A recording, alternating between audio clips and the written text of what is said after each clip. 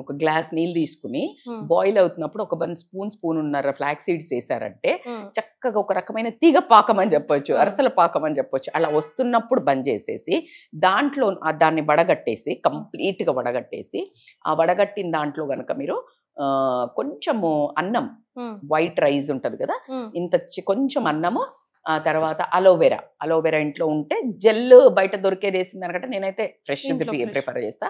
అది కొంచెం వేసి ఒక్క గ్రైండ్ అలా చేసామంటే చక్కగా నీకు వైట్ పేస్ట్ లాగా వస్తుంది.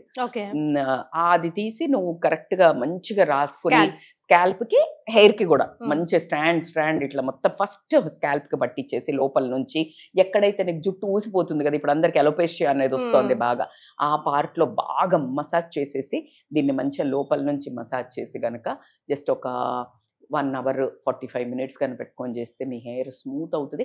హెయిర్ రీగ్రోత్ మాత్రం 100% అవుతుంది.